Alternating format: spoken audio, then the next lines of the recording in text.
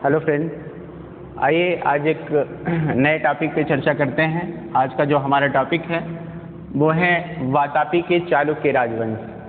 वातापी के चालुक्यों के बारे में आज हम बात करेंगे। वातापी के चालुक्यों की अगर बात की जाए तो ये कहा जाता है कि इनका जो शासन जहाँ पर इन्होंने किया वो बीजापुर कर्नाटक के आसपास का एरिया है, जिसे वातापी कहा जाता है। क्योंकि प्रारंभिक समय में इन्होंने वातापी पर ही शासन किया, इसलिए इन्हें वातापी के चालुक्य राजवंश के नाम से संबोधित किया जाता है। 6वीं सदी ईसा पूर्व से लेकर 8वीं सदी के मध्य में जो है चालुक्य वंश की जिस शाखा का आधिपत्य रहा या जिसका उत्कर्ष हुआ, तो इनका उत्कर्ष स्थल वातापी था और इसीलिए जो है इन्हें वातापी के चालुक्य कहा जाता है। जहाँ तक इनके इतिहास जानने का साधन है, इतिहास जानने का साधन, इनके इतिहास जानने के साधन की अगर बात की जाए, वो कौन सा ऐसा माध्यम है, वो कौन सा ऐसा साधन है जिसके माध्यम से जो है इनके बारे में हमें जानकारी प्राप्त होती है। तो इनके जानकारी के देखिए, पहला है साहित्यिक साक्ष्य, साहित्यिक साक्ष्य, और जो दूसरा है वो है अभिलेखिक साक्ष्य, अभिलेखिक साक्ष्य,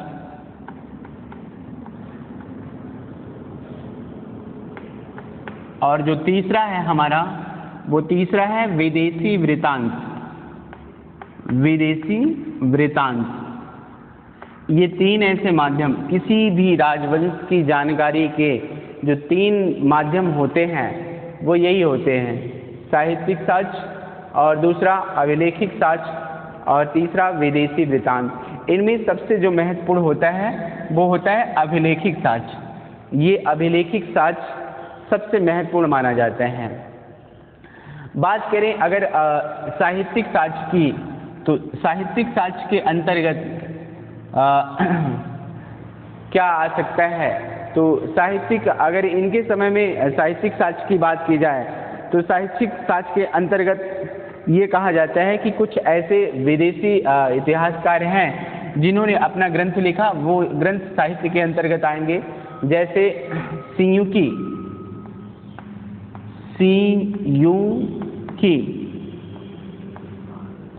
सियुकी ये साहित्य के अंतर्गत आएगा। ये वेनसांग का यात्रा विवरण है, और वेनसांग एक विदेशी यात्री था।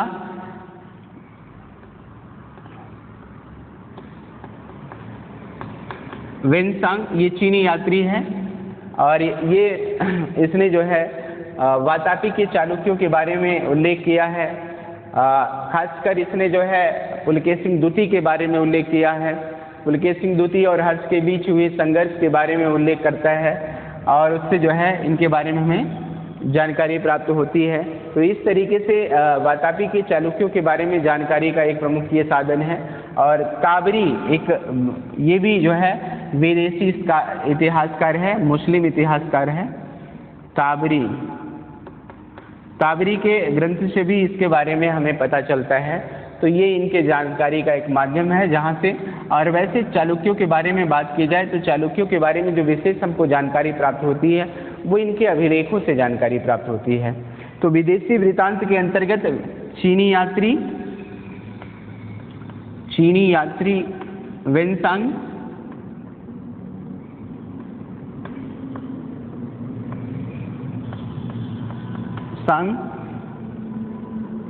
और ताबरी ये ईरानी हैं, ठीक है, ईरानी ताबरी, इनके विवरण से जो है हमें इनके बारे में, चालुक्यों के बारे में पता चलता है। और साहित्य के अंतर्गत बात करें तो सियुकी है, ये वेनसांग का यात्रा विवरण है। इसमें जो है ये साहित्यिक ग्रंथ है जिससे इनके बारे में हमें पता चलता है।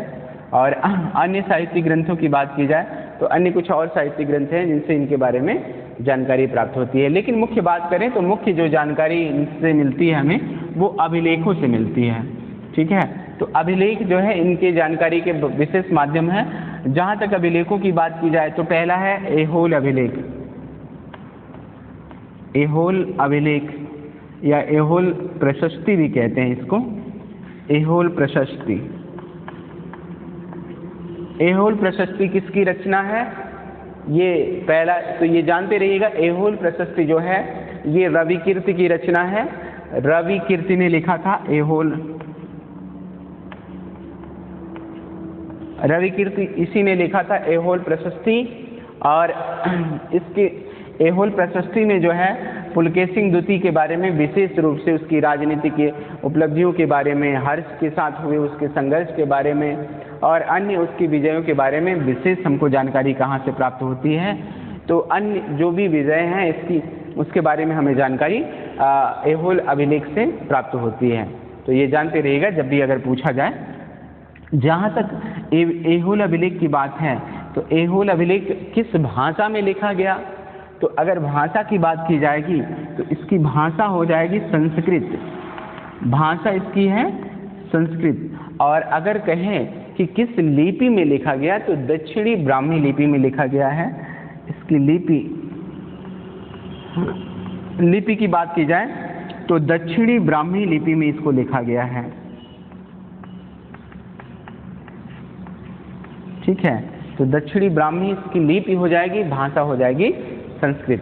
ठीक है, तो इस तरीके से जो है ऐहोल अभिलेख से इनके बारे में जानकारी का ये सबसे बड़ा जो है माध्यम है, ऐहोल प्रशस्ति या ऐहोल अभिलेख।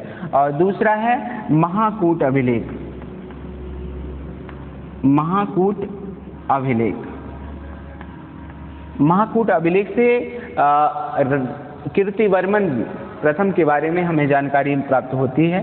कीर्तिवर्मन प्रथम इस वंश का एक शासक होता है, वो भी शक्तिशाली शासक होता है और उसके बारे में जानकारी हमें कहाँ से मिलती है? तो ये महाकूट अभिलेख से जो है उसके बारे में हमें जानकारी मिलती है। अन्य लेखों की अगर बात की जाए तो बादामी लेख, बादामी लेख, बादामी लेख, ठीक है, ये भी इनके इतिहास जानने का एक साधन है या एक माध्यम है, बादामी लेख, जिससे इनके बारे में हमें पता चलता है। अगले बात करें तो गढ़वाल लेख है, रायगढ़ लेख है, गढ़वाल लेख, रायगढ़ लेख आदि जो है इनके बारे में जानकारी प्रदान करते हैं। इस तरीके से इनके इतिहास जानने की ये साधन है जिसके माध्यम से जो है चालुक्यों के बारे में हमें जानकारी प्राप्त होती है। तो जब भी अगर माध्यम की बात करेगा वो कौन सा ऐसा माध्यम है जिससे जो है चालुक्यों के बारे में हमें जानकारी प्राप्त होती है, तो ये माध्यम आप बता सकते हैं। लेकिन विशेष फोकस करिएगा ऐहोल प्रशस्ति, क्योंकि यहाँ से हमेशा क्वेश्चन बने हैं और आते भी हैं, इसलिए इसको विशेष फोकस करिएगा, इसके बारे में विशेष जानते रहिएगा। ये एक इम्पॉर्टेंट, वेरी इम्पॉर्टेंट प्रश्न यहाँ से बनता है कि ऐहोल प्रशस्ति के रचयिता का क्या नाम था। तो अगर ये ऐसा क्वेश्चन बनाएगा तो इसका सही आंसर हो जाएगा रविकीर्ति। विशेष रूप से इसको नोट कर लीजिएगा, वेरी इम्पॉर्टेंट है। मैं इसको यहाँ एम्प्टी लिख देता हूँ, तो ये आप जानते रहिएगा, ये मोस्ट इम्पॉर्टेंट क्वेश्चन है, यहाँ से जरूर क्वेश्चन इसको पूछा जाता है। और इसकी भाषा क्या थी, भाषा से भी कभी कभी क्वेश्चन पूछता है, तो ये जानते रहिएगा ऐहोल अभिलेख की भाषा क्या थी, संस्कृत भाषा थी। ठीक है, तो ये इनके इतिहास जानने के वो साधन है, माध्यम है। अब आगे बढ़ते हैं, इनके राजनीतिक इतिहास की बात करते हैं। आइए अब आगे देखते हैं राजनीतिक इतिहास, इनका राजनीतिक इतिहास चालुक्यों का।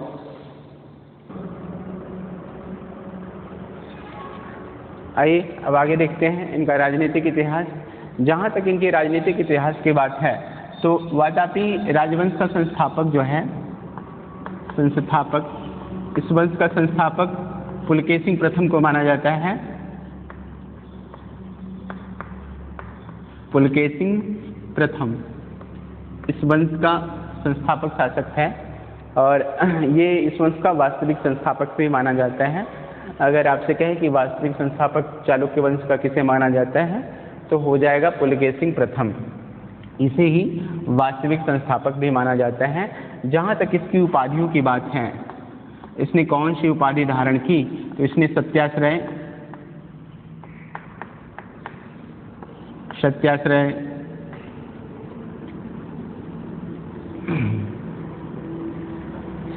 की उपाधि इसने धारण की।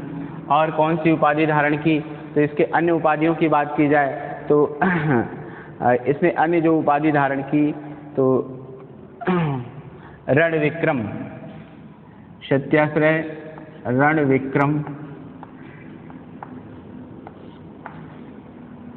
पृथ्वी वल्लभ,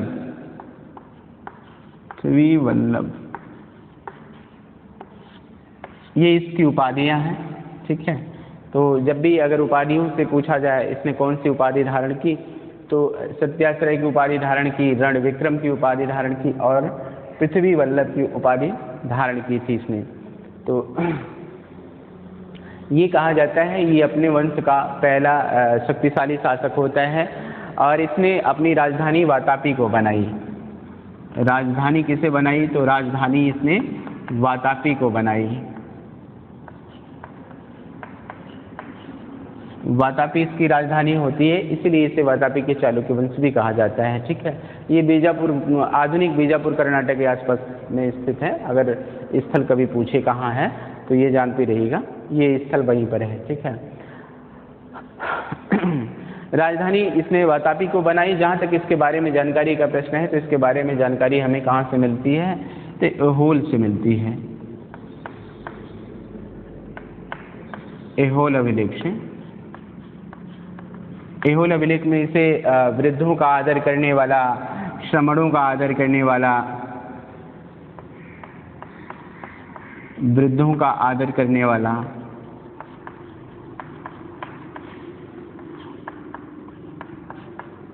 ब्राह्मणों का आदर करने वाला,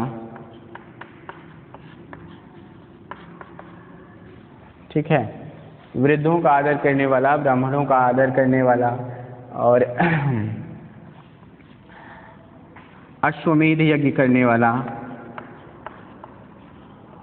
अश्वमेध यज्ञ करने वाला, वाजपेयी यज्ञ करने वाला,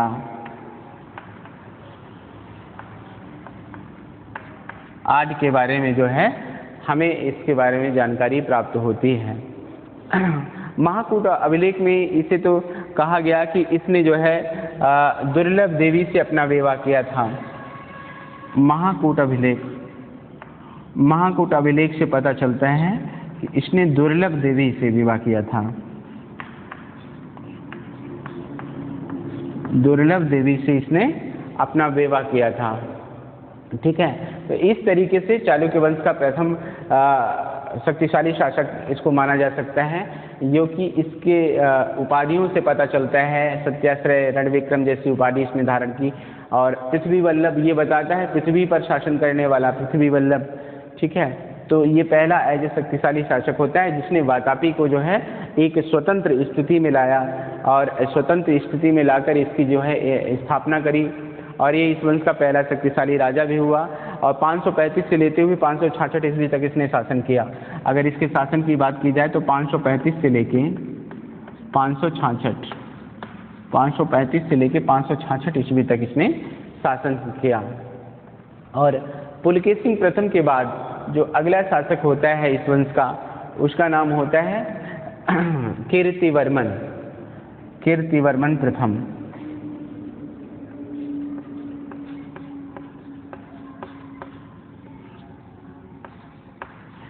इस बात को याद रखिएगा, क्योंकि प्रथम द्वितीय कई सारे शासक हुए हैं, इसलिए इनके नाम के साथ प्रथम द्वितीय लगाना पड़ेगा। अगर इस तरीके से नहीं लगाएंगे तो गलत हो जाएगा। तो इस बात को जानते रहिएगा, जब भी अगर इनके नाम की बात आएगी तो इनके नाम के साथ प्रथम द्वितीय लगा हुआ है। प्रथम द्वितीय मतलब पहला एक ही नाम होता है, प्रथम द्वितीय लिख दिया जाता है उनके साथ। तो इस तरीके से कंफ्यूज मत होइएगा कभी, नहीं यहाँ कंफ्यूजन होगा तो बिल्कुल गलत हो जाएगा क्वेश्चन, आता हुआ भी क्वेश्चन हमारा क्या हो जाएगा, गलत हो जाएगा। ठीक है, ये कहें कि पुलकेशिन प्रथम के दो पुत्र थे। बड़े पुत्र का नाम था जो है कीर्तिवर्मन प्रथम और छोटे पुत्र का नाम था मंगलेश। तो दो पुत्र थे। तो इसने जो है पुलकेशिन प्रथम की मृत्यु के बाद कीर्तिवर्मन प्रथम ने जो है शासन सत्ता पर अधिकार किया और अधिकार करने के बाद जो है इसने जो है नलों के खिलाफ, नलों के खिलाफ, नलों के खिलाफ विजय प्राप्त की। कोंकण के मौर्यों के खिलाफ इसने विजय प्राप्त की।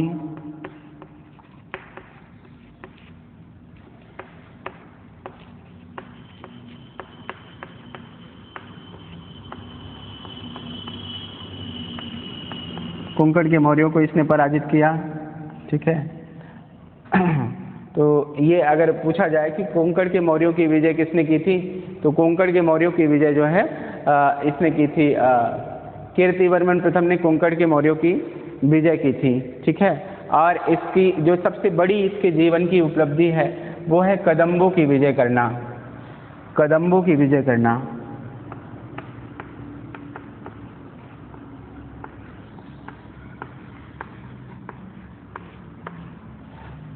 इसकी ये सबसे बड़ी उपलब्धि है।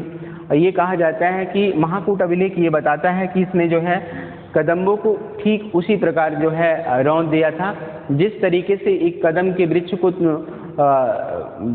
वृक्ष को तूफान के सामने कदम का वृक्ष उसका सामना न कर पाए और तूफान उसका जड़ समूल उसको उखाड़ देता है, ठीक उसी तरीके से जो है कीर्तिवर्मन प्रथम ने जो है कदंबों को उखाड़ फेंका और ये इसके जीवन की सबसे बड़ी महत्वपूर्ण उपलब्धि होती है। इस तरीके से इसने जो है नलों के खिलाफ विजय प्राप्त करी, कदंबों के खिलाफ कोंकण के कदम, और इसने जो है मौर्यों के खिलाफ विजय स्थापित की। तो अभी तक अपने पिता के द्वारा जो प्रदत्त साम्राज्य होता है उसको इसने क्या किया, एक विस्तृत आकार दे दिया और एक विशाल भूभाग पर इसने जो है वातापी के चालुक्य राजवंश को स्थापित कर दिया। इसीलिए इसे कहा वातापी का प्रथम निर्माता भी कहा जाता है। तो ये वेरी इंपॉर्टेंट प्रश्न है कि वातापी का प्रथम निर्माता किसे कहा जाता है, तो ये जानते रहिएगा कि रवि कीर्ति को वातापी का प्रथम निर्माता कहा जाता है।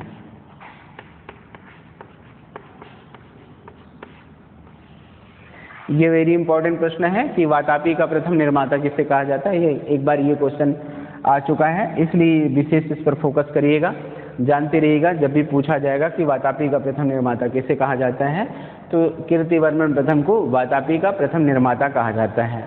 इस क्वेश्चन को जरूर याद रहना चाहिए क्योंकि ये वेरी इंपॉर्टेंट प्रश्न है, यहाँ से जरूर बनता है। अब आइए आगे देखते हैं। कीर्तिवर्मन प्रथम के बाद जो अगला शासक है जिसका नाम है मंगलेश। आइए मंगलेश के बारे में अब चर्चा करते हैं। आगे जो शासक हैं, आइए अब देखते हैं अगला जो शासक है मंगलेश। जहाँ तक बात मंगलेश की जाए तो कीर्तिवर्मन प्रथम के बाद मंगलेश शासक बनता है। और ये कहा इसकी उपाधियों की बात की जाए, उपाधि तो इसमें परम भागवत,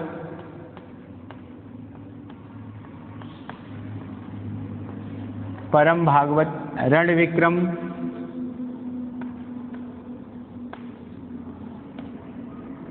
पृथ्वी वल्लभ,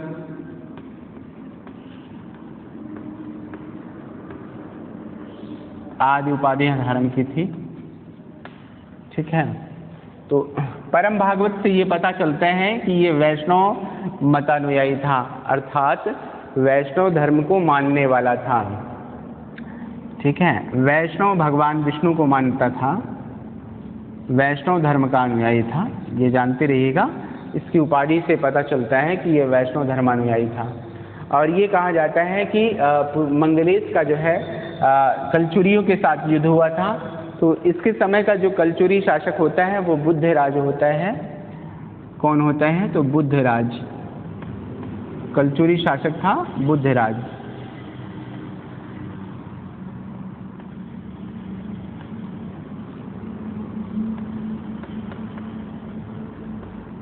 कलचुरी शासक होता है बुद्धराज। और ये कहा जाता है कि बुद्धराज का जो है मालवा के क्षेत्रों पर और बुद्धराज का मालवा के क्षेत्रों पर अधिकार था। और इसमें जो है मंगलेश ने जो है बुद्धराज और मंगलेश के बीच में युद्ध होता है। और इस युद्ध में जो है मंगलेश ने बुद्धराज को पराजित कर दिया। और पराजित करने के बाद इसने जो इसके मालवा के क्षेत्र पर इसका अधिकार था, तो मालवा को अपने राज्य में इसने जो है सम्मिलित कर लिया। मालवा को ये अपने राज्य में सम्मिलित कर लेता है और खानदेश भी इसके अधिकार में था। खानदेश को भी ये अपने अधिकार क्षेत्र में ले लेता है। खानदेश ये सारे दक्षिण भारत के क्षेत्र हैं। मालवा, खानदेश, रायचूर का भी क्षेत्र इसी के अधीन आता था, उस पर भी इसने अधिकार कर लिया। तो इस तरीके से जो है मंगलेश एक शक्तिशाली शासक सिद्ध होता है। इसने जो है एक विशाल भूभाग पर जो है वातापी के चालुक्य राजवंश को स्थापित कर दिया और विजेता के साथ साथ ये कहें कि ये साहित्य कला के क्षेत्र में भी एक इसकी महती भूमिका सिद्ध होती है। इसने जो है एक गुहा मंदिर का निर्माण कराया था और ये कहें कि जो वातापी के गुहा मंदिर का इसने निर्माण कराया, गुहा मंदिर का निर्माण इसने कराया। इस मंदिर का निर्माण रविकीर्ति ने प्रारंभ किया था लेकिन इसे पूरा नहीं करा पाता। इस मंदिर का निर्माण जो है इसने, इस मंदिर को पूरा किसने कराया है, तो मंगलेश ने जो है इस मंदिर को पूरा कराया। और उसके बाद ये कहा जाता है कि इसका जो है चूँकि इसकी मंशा शासन सत्ता पे अपने बड़े भाई कीर्तिवर्मन प्रथम के पुत्र जो है पुलकेशिन द्वितीय को ये शासन सत्ता पे नहीं आसीन होने देता, क्योंकि ये एज ए संरक्षक के बहाने शासक बना था। जब इसके भाई कीर्तिवर्मन की मृत्यु हो जाती है तो उसका जो लड़का होता है पुलकेशिन द्वितीय, जो वास्तविक रूप से उस सत्ता का अधिकारी होता है, लेकिन इसने उसे शासक नहीं बनाया, उसके संरक्षण के बहाने जो है ये खुद को शासन सत्ता पर आसीन कर लेता है और उसके बाद जो है ये स्वयं शासक बन जाता है। लेकिन इसके जीवन, चूँकि ये एक विशाल भूभाग पर इसने जो है अपने इस साम्राज्य को स्थापित कर दिया था, लेकिन इसकी मंशा जो है अपने भतीजे विक्रमादित्य पुलकेशिन द्वितीय के को शासन देने की नहीं थी। इसीलिए जो है इसने क्या किया कि अपने मन ही मन उससे ये द्वेष रखता था और जब ये मन ही मन उससे द्वेष रखता था तो इसी बात से पुलकेशिन नाराज हो जाता है और वो नाराज होकर जो है वातापी से दूर एक किसी शांत एरिया में चला जाता है और वहाँ जाने के बाद उसने अपनी शक्ति का विस्तार किया, एक सेना तैयार करी और सेना तैयार करने के बाद उस पुलकेशिन द्वितीय जो है मंगलेश के ऊपर आक्रमण कर दिया। तो मंगलेश और इसके भतीजे पुलकेशिन द्वितीय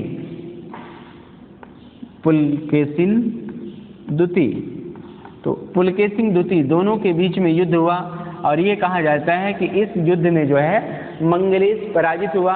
पराजित होने के बाद अंततः जो है इसकी मृत्यु हो जाती है और इसके मरने के बाद जो है वातापी के चालुक्य वंश का जो है अगला जो शासक होता है वो होता है पुलकेशिन द्वितीय।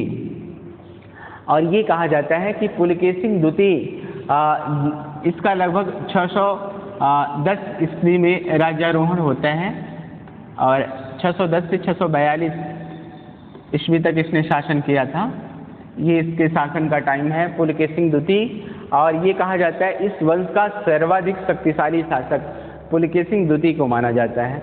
जब भी कभी पूछे कि इस वंश का सर्वाधिक शक्तिशाली शासक कौन था, यहाँ से क्वेश्चन 100% बनता है, सर्वाधिक शक्तिशाली शासक,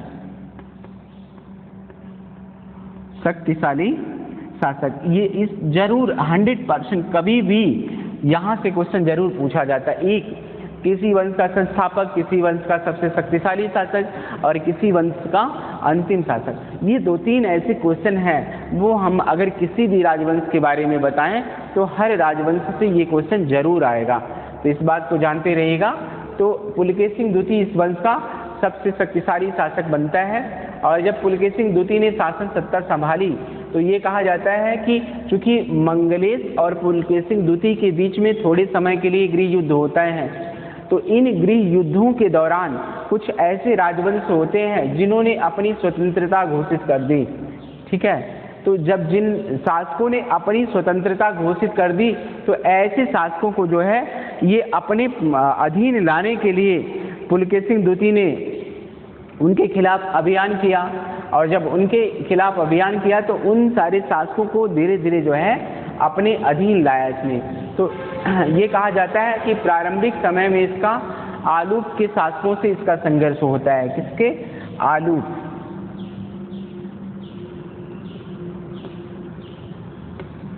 आलूप वंश से इसका संघर्ष हुआ। तो इसने चूंकि मैंने बताया ना कि गृह युद्ध के दौरान ये ऐसे छोटे छोटे जो राजवंश होते हैं जिन्होंने अपनी ऐसे स्वतंत्रता घोषित की थी, तो इन्हें पुनः जो है पराजित करने के हो सकता है कि इसके पहले मंगलेश की अधीनता ये स्वीकार करते हों और या कीर्तिवर्मन प्रथम के अधीन ही इन्होंने शासन किया हो। लेकिन जैसे ही शासन सत्ता पे जो है धीरे धीरे इनकी पकड़ ढीली हो जाती है, तो ऐसी कंडीशन में ऐसे राजवंश अपनी स्वतंत्रता घोषित कर देते हैं। तो पुलकेशिन द्वितीय ने आलूपों को जो है पराजित करके पुनः अपने अधीन इसको लाया और इसके बाद इसने गंगों पर आक्रमण किया। ठीक है, गंगों पर इसने आक्रमण किया, गंग शासकों को भी इसने पराजित किया और पराजित करने के बाद अपने अधीन इसने किया।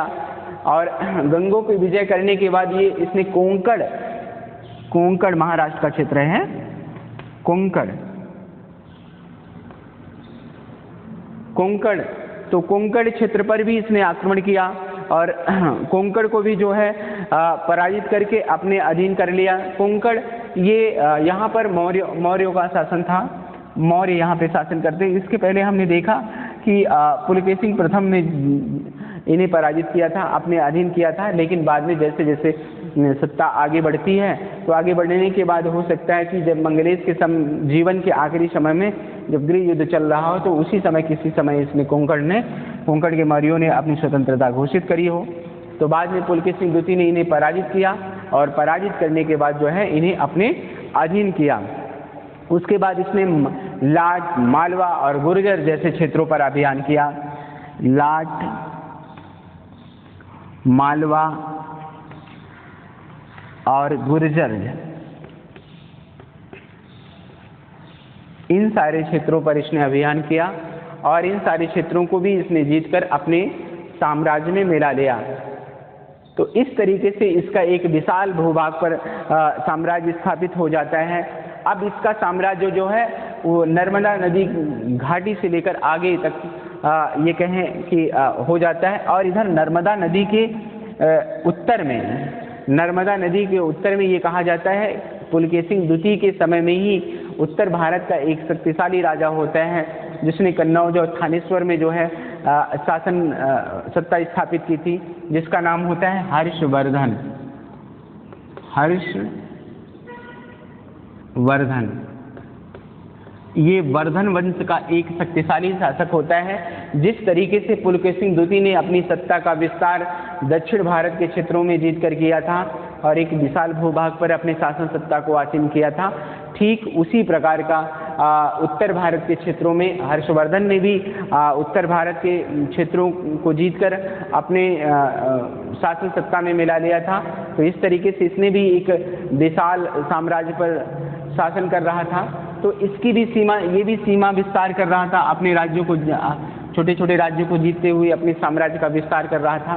तो इसकी विस्तारवादी नीति और इधर दक्षिण में पुलकेशिन द्वितीय की विस्तारवादी नीति, तो दोनों ने अपनी विस्तारवादी नीति के कारण ही आगे चलकर इसकी सीमा नर्मदा नदी को टच करने लगी हर्षवर्धन की, और इधर पुलकेशिन द्वितीय की भी सीमा नर्मदा नदी के आगे बढ़ना चाहती थी। तो दोनों के बीच में युद्ध होना संभावी हो गया। तो ऐसी कंडीशन में हर्षवर्धन और पुलकेशिन द्वितीय के बीच में जो है नर्मदा नदी के तट पर युद्ध हुआ। याद रखिएगा, नर्मदा नदी, ये पूछा जा सकता है कि किस नदी के तट पे हर्षवर्धन और पुलकेशिन द्वितीय के बीच में युद्ध हुआ था। तो हर्षवर्धन और पुलकेशिन द्वितीय दोनों के बीच में जो युद्ध हुआ था, कहाँ हुआ था? तो नर्मदा नदी के तट पर दोनों के बीच में युद्ध होता है। और ये कहा गया कि हर्षवर्धन ने असंख्य सामंतों की सेना, एक बड़ी लंबी फौज सामंती सेना लेकर और असंख्य हाथियों की सेना लेकर ये पुलकेशिन द्वितीय के ऊपर इसने आक्रमण किया।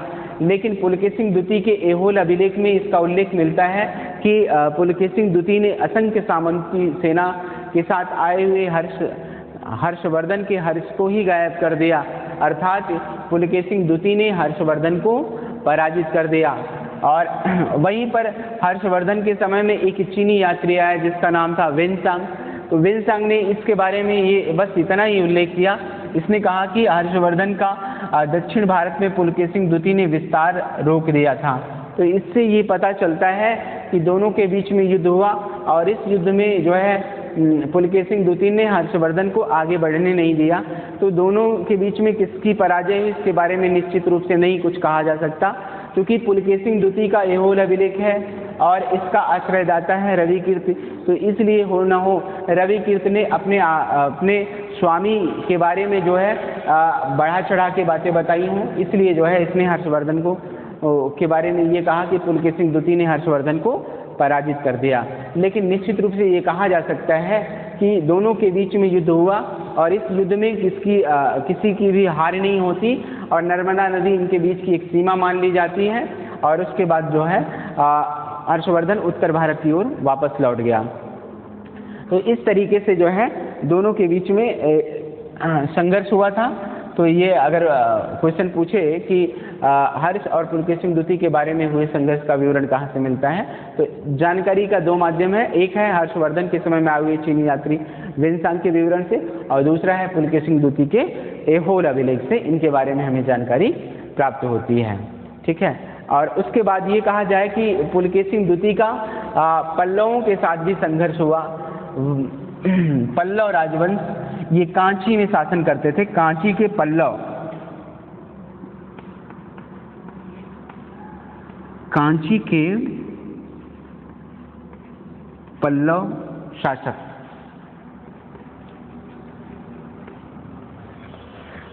कांची में शासन करते थे पल्लव राजवंश। तो पुलकेशिन द्वितीय अपने साम्राज्य की विस्तारवादी नीति को इसने जारी रखा और इसने जो है कांची के पल्लवों के ऊपर आक्रमण किया। जब कांची के पल्लवों के ऊपर इसने आक्रमण किया तो इसके समय कांची का पल्लव वंशी राजा होता है महेंद्र वर्मन। कौन होता है? तो महेंद्र वर्मन।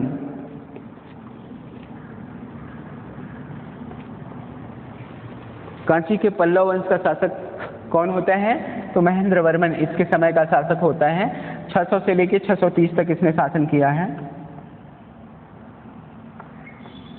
इसके किसी बीच में इसने आक्रमण किया था। तो महेंद्र वर्मन इसके समय का पल्लव वंशी शासक होता है और पुलकेशिन द्वितीय ने महेंद्र वर्मन के ऊपर आक्रमण किया और आक्रमण करने के बाद ये कहा जाता है कि महेंद्र वर्मन बड़ी मुश्किल से इसने जो है अपनी राजधानी कांची को बचा पाता है और पुलकेशिन द्वितीय ने इसे आक्रांत करके यहाँ पे बहुत सारी सामग्री यहाँ से लूट कर ये वापस ले जाता है और इस तरीके से महेंद्र वर्मन का जो है पूरी तरह से इसने जो है मानमर्दन कर दिया। और वापस जाने के बाद कुछ अंतराल के बाद पुलकेशिन द्वितीय ने पुनः जो है वातापी पर आक्रमण किया। लेकिन जब इसने पुनः वातापी पर आक्रमण किया तो उस समय वातापी का जो शासक होता है महेंद्र वर्मन, उसकी जगह पे एक शक्तिशाली शासक होता है जिसका नाम होता है नरसिंह वर्मन।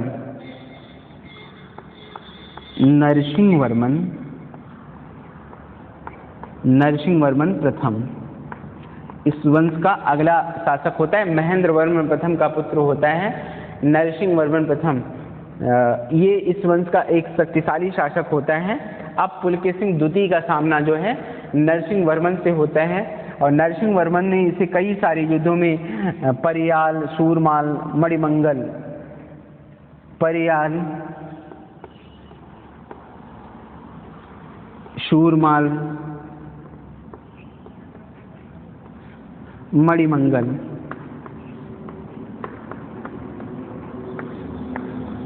परियाल, शूरमाल और मणिमंगल जैसे युद्धों में इसने पुलकेशिन द्वितीय को पराजित किया।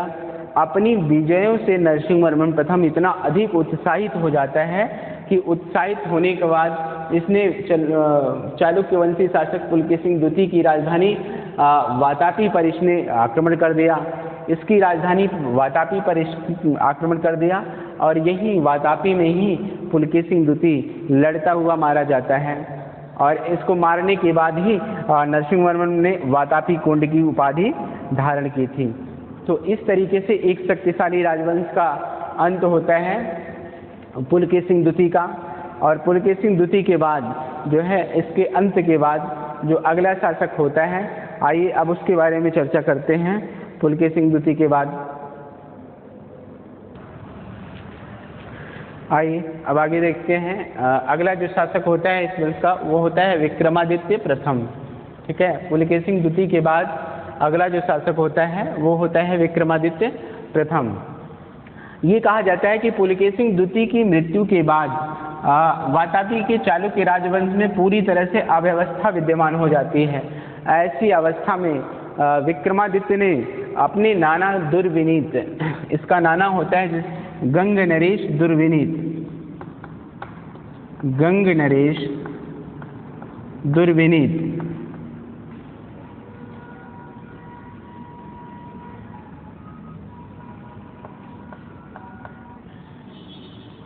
गंग नरेश दुर्विनीत,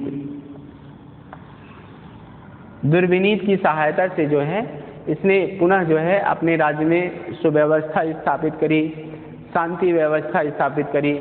और शांति व्यवस्था स्थापित करने के बाद इसने पल्लव नरेश नरसिंह वर्मन, जिसने चालुक्य वंशी शासक पुलकेशिन द्वितीय को पराजित किया था, तो नरसिंह वर्मन प्रथम को इसने जो है अपनी राजधानी से बाहर भगा दिया और उसके बाद जो है इन क्षेत्रों पे पुनः जो है अधिकार कर लेता है। और उसके बाद ये कहा गया कि पल्लव वंश से इसका पुनः जो है संघर्ष होता है। और इसके समय जो पल्लव वंशी राजा होते हैं जिसका नाम होता है परमेश्वर वर्मन, इसका समकालीन पल्लव वंशी शासक होता है। इसने जो है परमेश्वर वर्मन पर आक्रमण किया और ये कहा जाता है कि इस आक्रमण में परमेश्वर वर्मन पराजित हुआ। और परमेश्वर वर्मन को पराजित करने के बाद इसने जो है यहाँ से इसको भगा दिया, इन क्षेत्रों पर ये अधिकार कर लेता है।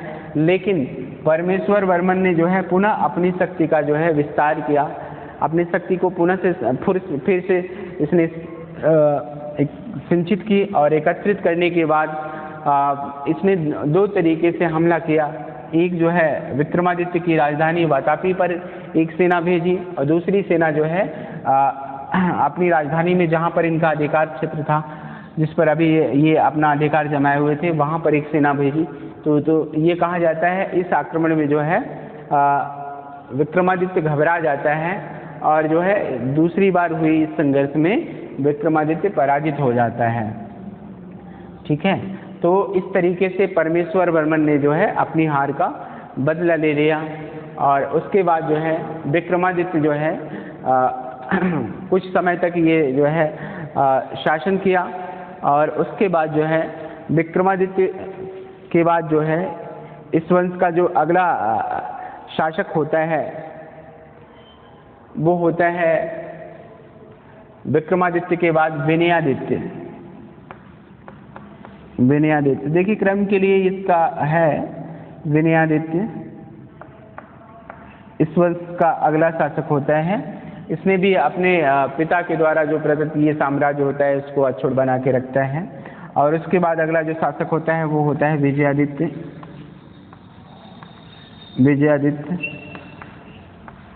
ठीक है, और विजयादित्य के बाद जो अगला शासक बनता है वो होता है विक्रमादित्य द्वितीय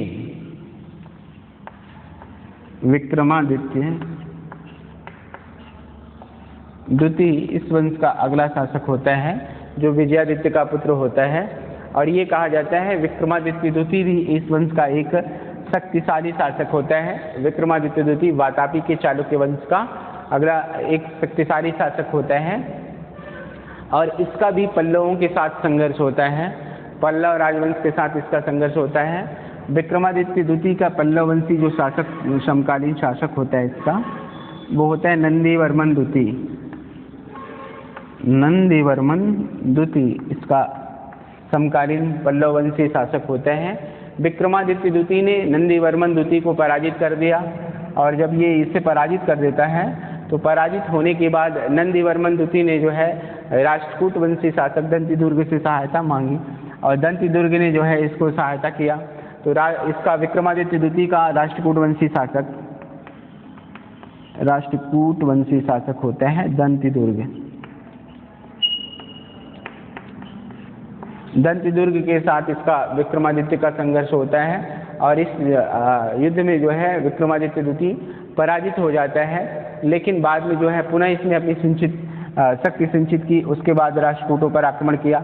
लेकिन इस समय राष्ट्रकूट वंश का जो अगला शासक होता है दंतिदुर्ग का पुत्र होता है कृष्ण तृतीय। दंतिदुर्ग का पुत्र होता है कृष्ण तृतीय। कृष्ण तृतीय ने जो है विक्रमादित्य द्वितीय को पराजित कर दिया और पुनः जो है इन क्षेत्रों पर इसका अधिकार हो जाता है। लेकिन विक्रमादित्य जो है वातापी को इसने सुरक्षित रखा। और उसके बाद विक्रमादित्य की 2 पत्नियां होती हैं, कलचुरी वंश की 2 इसकी रानियां होती हैं, कलचुरी वंश की।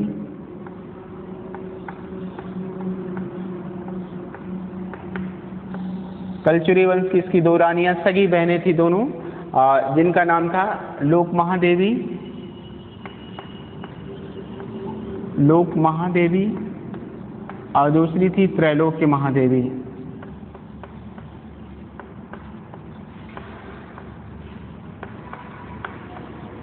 ये इसकी 2 रानियां होती हैं, लोक महादेवी और त्रैलोक्य महादेवी, दोनों सगी बहनी थी। और ये कहा जाता है कि जितना ये विक्रमादित्य द्वितीय युद्ध के क्षेत्र में जितना विजेता होता है, उसके साथ साथ इसका साहित्य और कला के क्षेत्र में भी इसका विशेष योगदान होता है। और इसी के समय में जो है लोक महादेवी ने विरूपाक्ष मंदिर का निर्माण कराया था। विरूपाक्ष, ये जानते रहिएगा, ये बड़ा इम्पोर्टेंट है, पूछा जाता है तो कि विरूपाक्ष मंदिर का निर्माण किसने करवाया था। तो इसकी प्रधान रानी जिसका नाम था लोक महादेवी, इसने जो है विरूपाक्ष मंदिर का निर्माण करवाया था। और दूसरी इसकी पत्नी त्रैलोक्य देवी ने त्रैलोक्येश्वर मंदिर का निर्माण कराया था। त्रैलोक्येश्वर मंदिर का ये निर्माण कराया था। ठीक है, तो ये जानते रहिएगा, दोनों वेरी वेरी इंपॉर्टेंट प्रश्न हैं, यहाँ से हमेशा बनते हैं प्रश्न और पूछे ही जाते हैं। और इस तरीके से जो है ये चालुक्य वंश का एक शक्तिशाली शासक होता है। और उसके बाद इस वंश का जो चालुक्य वंश का अंतिम शासक जो होता है वो होता है कीर्तिवर्मन द्वितीय। कौन होता है? तो कीर्तिवर्मन द्वितीय इस वंश का अंतिम शासक होता है। ठीक है, इस वंश का अंतिम शासक कौन था? तो कीर्तिवर्मन द्वितीय। और इस तरीके से जो है कीर्तिवर्मन द्वितीय को इस वंश का जो अंतिम शासक होता है, बाद में जो है कीर्तिवर्मन द्वितीय के साथ ही इस जो है वातापी के चालुक्य राजवंश का अंत हो जाता है। ठीक है, अब आइए इस पे कुछ महत्वपूर्ण प्रश्न हैं, अब उस पर चर्चा कर लेते हैं महत्वपूर्ण प्रश्नों पर। अब चालुक्य वंश से बनने वाले जो कुछ महत्वपूर्ण ऐसे प्रश्न हैं, अभी इसके बारे में हमने डिस्क्रिप्टिव पूरी तरीके से बात करी, चर्चा करी, इसके बारे में बताया। अब इससे बनने वाले ऑब्जेक्टिव क्वेश्चन कैसे आएंगे उसके बारे में, जो एग्जाम की दृष्टिकोण से महत्वपूर्ण प्रश्न बनते हैं उसके बारे में चर्चा करेंगे। तो सबसे पहला जो इस वंश से संबंधित पहला क्वेश्चन बनेगा, पहला क्वेश्चन यही बनेगा कि चालुक्य वंश की स्थापना किसने की? तो पहला क्वेश्चन का आंसर हो जाएगा कि चालुक्य वंश की स्थापना किसने की थी? तो पुलकेशिन प्रथम ने चालुक्य वंश की स्थापना की। ठीक है, तो ये पहला क्वेश्चन बनेगा। दूसरा क्वेश्चन जो यहाँ से बनेगा वो ये बनेगा कि चालुक्य राजवंश की राजधानी कहाँ थी? तो अगर ऐसा क्वेश्चन बनता है तो चालुक्य वंश की राजधानी कहाँ थी? तो इसका सही आंसर हो जाएगा वातापी। वातापी की इस राजवंश की राजधानी थी। ठीक है, इस बात को जानते रहिएगा। वेरी वेरी आने वाले संभावित जो क्वेश्चन है उन्हीं पर चर्चा कर रहे हैं। और उसके बाद अगला क्वेश्चन जो बनेगा कि चालुक्य वंश के बारे में जानकारी का सबसे प्रधान स्रोत कौन सा है?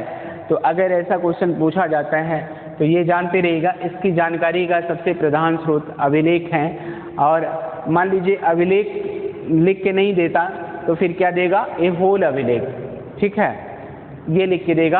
अब अगला क्वेश्चन ये पूछा जाएगा कि ए होल अभिलेख किसकी रचना है? तो रविकीर्ति की। किसकी रचना है? इसका सही आंसर हो जाएगा रविकीर्ति। रविकीर्ति की रचना है ए होल अभिलेख।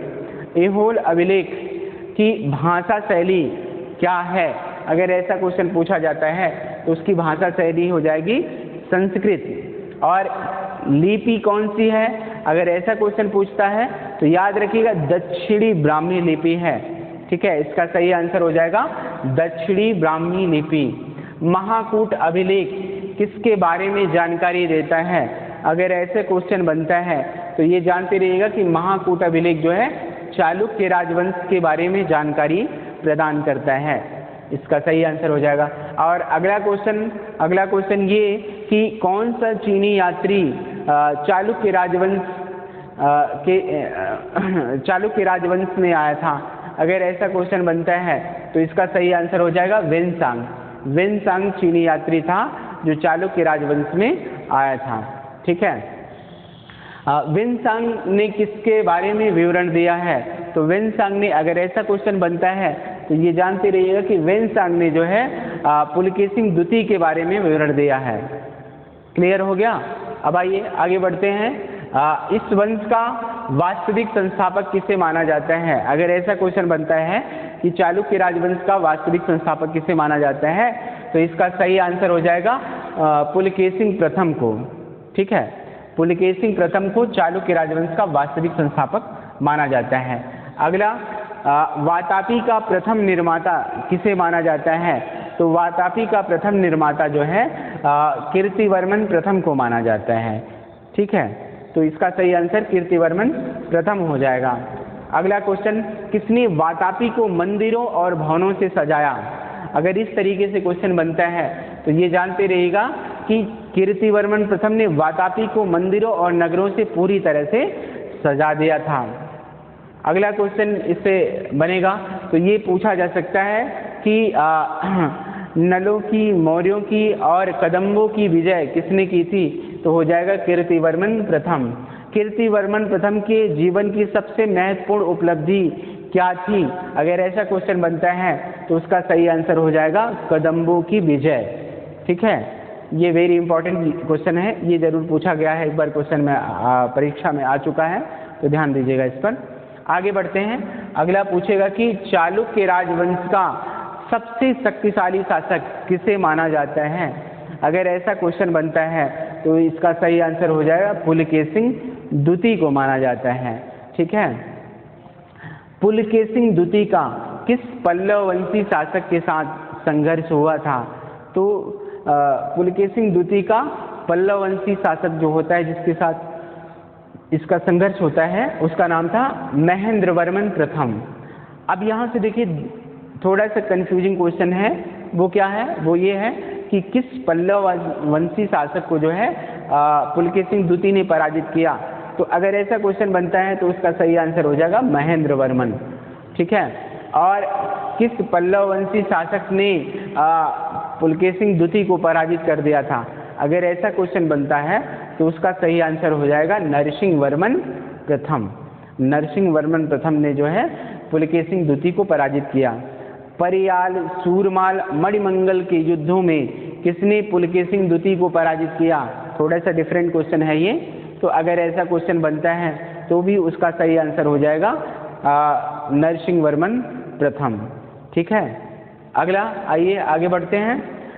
लोक महादेवी और त्रैलोक्य महादेवी किसकी पत्नियां थी, अगर ऐसा क्वेश्चन बनता है तो ये जानते रहिएगा इसका सही आंसर हो जाएगा विक्रमादित्य द्वितीय की। ठीक है, तो इस तरीके से अगला क्वेश्चन, किसने अपने नाना दुर्विनीत की सहायता से वातापी पर पुनः अपनी शासन सत्ता स्थापित की तथा वातापी में शांति व्यवस्था कायम की, अगर इस तरीके से क्वेश्चन बनता है तो इसका सही आंसर हो जाएगा विक्रमादित्य प्रथम। ठीक है, विक्रमादित्य प्रथम ने ही अपने नाना दुर्विनीत की सहायता से जो है पुनः वातापी में शांति व्यवस्था स्थापित की थी। ठीक है, विरूपाक्ष का मंदिर किसने बनवाया था, अगर ऐसा क्वेश्चन पूछा जाता है तो उसका सही आंसर हो जाएगा लोक महादेवी। चालुक्य वंशी शासक विक्रमादित्य द्वितीय की प्रधान रानी किसे माना जाता है, या प्रधान महिषी रानी कुछ भी दे दें, तो तो किसे माना जाता है? तो उसका सही आंसर हो जाएगा लोक महादेवी। लोक महादेवी को विक्रमादित्य द्वितीय ने अपनी प्रधान रानी की उपाधि दी थी और इसे प्रधान रानी के पद से सम्मानित किया था, ये जानते रहिएगा। त्रैलोकेश्वर मंदिर का निर्माण किसने करवाया? अगर ऐसा क्वेश्चन बनता है तो उसका सही आंसर हो जाएगा त्रैलोक्य महादेवी। त्रैलोक्य महादेवी ने ही त्रैलोकेश्वर मंदिर का निर्माण करवाया था। पल्लव वंशी शासक नंदीवर्मन द्वितीय का युद्ध किस चालुक्य वंशी शासक के साथ हुआ था? तो पल्लव वंशी जो शासक होता है नंदीवर्मन द्वितीय का युद्ध किसके साथ हुआ था? तो इसका युद्ध हुआ था विक्रमादित्य प्रथम के साथ, ये जानते रहिएगा। तो इस तरीके से जो है इनके आने वाले संभावित ऐसे क्वेश्चन होंगे। और एक क्वेश्चन और बड़ा अच्छा क्वेश्चन है कि रवि कीर्ति किसका दरबारी कवि था? ये क्वेश्चन एक बार आ चुका है, इसलिए मुझे लगे हाथ इस पर भी चर्चा कर लिया जाए। तो रवि कीर्ति किसका दरबारी कवि था? अगर इस तरीके से पूछा जाता है तो ये जानते रहिएगा ये पुलकेशिन द्वितीय का दरबारी कवि था। ठीक है, पुलकेशिन द्वितीय ने इसे आश्रय प्रदान किया था। तो इस तरीके से जो है, और हर्ष और पुलकेशिन द्वितीय के बीच में हुए युद्ध का विवरण कहाँ से मिलता है? अगर ऐसा क्वेश्चन पूछता है तो उसका सही आंसर हो जाएगा ऐहोल अभिलेख। ठीक है, ऐहोल अभिलेख से जो है हर्ष और पुलकेशिन द्वितीय के बारे में युद्ध का उल्लेख मिलता है। हर्ष और पुलकेशिन द्वितीय के बीच में युद्ध किस नदी के तट पर लड़ा गया था? अगर ऐसा क्वेश्चन पूछता है तो इसका सही आंसर हो जाएगा नर्मदा नदी के तट पर। इस युद्ध में किसकी विजय हुई? तो अगर ऐसा क्वेश्चन बनता है तो पुलकेशिन द्वितीय की। इसके बारे में जानकारी कहाँ से मिलती है? तो ऐहोल अभिलेख से। ठीक है, तो इस तरीके से आने वाले इसके बारे में संभावित क्वेश्चन है और यहाँ से ये सारे क्वेश्चन बन सकते हैं। और ये आखिरी क्वेश्चन है कि वातापी के चालुक्य राजवंश का अंतिम शासक कौन था? अगर इस तरीके से क्वेश्चन बनता है तो ये जानते रहिएगा वातापी के चालुक्य वंश का अंतिम जो शासक होता है वो होता है कीर्तिवर्मन द्वितीय। इस राजवंश का अंतिम शासक होता है कीर्तिवर्मन द्वितीय। तो इस तरीके से इनके सारे संभावित क्वेश्चनों पर भी हमने चर्चा कर ली। अब आइए आगे